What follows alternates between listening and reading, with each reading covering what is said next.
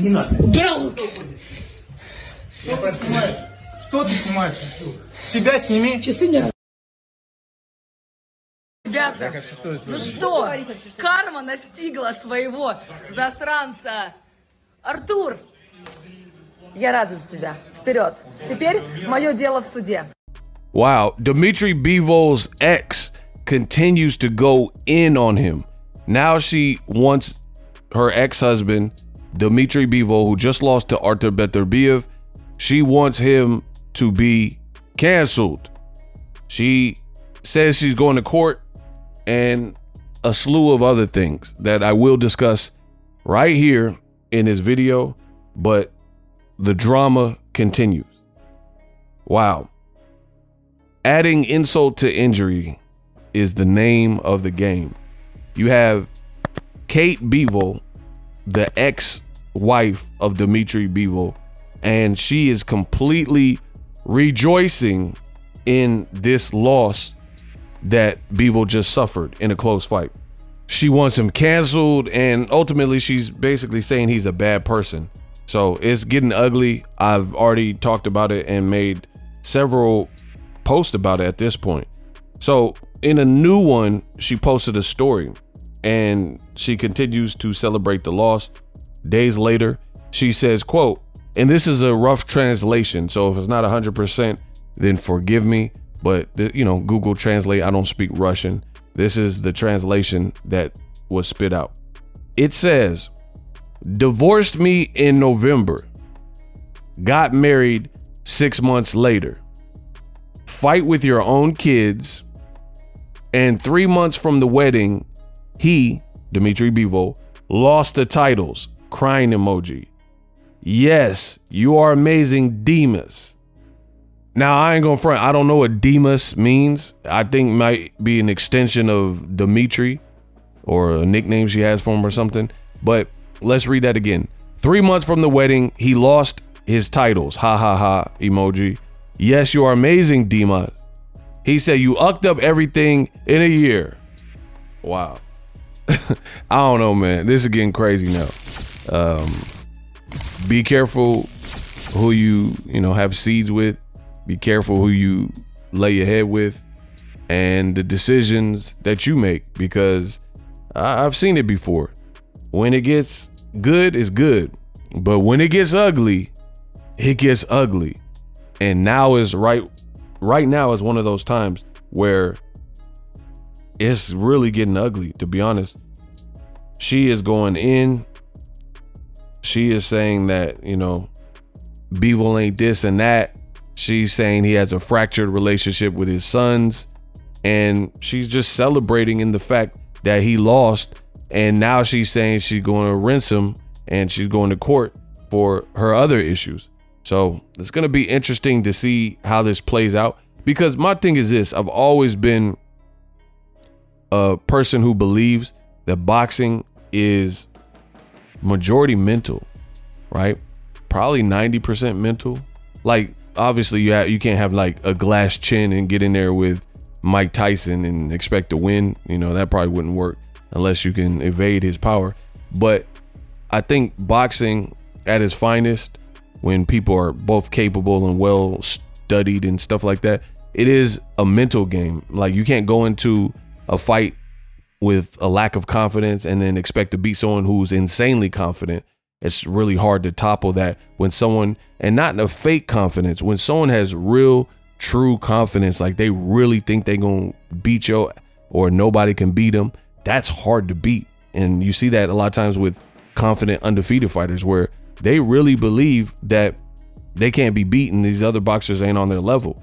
That's why some of them, like I would say even a Devin Haney, I think he was a bit shell-shocked and continues to be shell-shocked. He really didn't think he would lose to Ryan Garcia. I think he thought he could duplicate what Gervonta Davis did, and his youth and size will work out for him, and we've seen how the fight played out. So this is a mental game. So that being said, I am curious to see how this plays out, because there's an old quote from General Patton, and it says something to the effect of, I do not measure a man at his highest, basically when he's succeeding. I measure a man by when he falls and how much he bounces back. Something to this effect. So the interpretation of that is very simple, is basically your high points. That doesn't really show your true character. What shows your true character is when you're in the pits, not at the peaks, but when you're in the valleys. And this could be considered that if you really think about it, like more so than any other portion of Dmitry Bivol's career. Name another spot where all these things and like seemingly toxic and negativities have reared their ugly head in Bivol's career. So let's look at it. For one, you're no longer undefeated, right? Never has there been a time in his pro career where he lost in the pros. So this is the first loss. It's always interesting. Like Errol Spence took his first pro loss to Terrence Crawford. We haven't seen him back since. So we don't know exactly how that's going to look, right? You could look at guys like Rolly lost to Gervonta Davis. And then after that loss, is Rolly, as confident to throw hard shots like he was when he was knocking guys out before he got knocked out by Gervonta Davis? Sometimes something is lost in those pro losses. Yeah, there's exceptions to the rules like Canelo, you want, where he loses to Floyd first pro loss and gets better, or seemingly gets better, goes on to do good things. But it's different for everybody. And again, that's why I say it goes back to the mental thing. Ego thoughts, man. I'm breaking it down for you guys. So Bivol, he seems like a pretty solid guy with a good head on his shoulders, but you never really know until they're in that situation. Not only are you no longer undefeated, you don't have your belt anymore. A rematch is very dangerous because now Better Biev got the ring rust off. He got to work with, a camp, and his injury will probably get better, as time goes on, things like that. So that's insanely difficult. Are you approaching the rematch the same as when you were undefeated fighter and a champion as a challenger now? When he's undisputed, he knows he can hurt you, he can hurt you, blah, blah, blah. And then on top of all other things, you got Bivol's ex-wife running around, like the Joker, laughing and pointing fingers and ha, nan, and a boo-boo, rejoicing publicly that you're at this point of failure. And I think the psychology behind boxing is definitely something to watch. Like when fighters lose, even Deontay Wilder, like, was it the same after that? Do you think he put on similar performances as when he was just knocking everybody out? It's just an interesting thing to me because I've always been interested in psychology, and I'm curious how Bivol's going to handle this, going to court. And it sounds like he got married again. I don't know. They said he was cheating. I don't know. I don't know all the details of that, but nonetheless, you got your ex running around and like celebrating and putting your business in the streets and saying you put hands on her and your kids hate you. Plus the boxing stuff, like the Better Be a fight, and you're all swole up.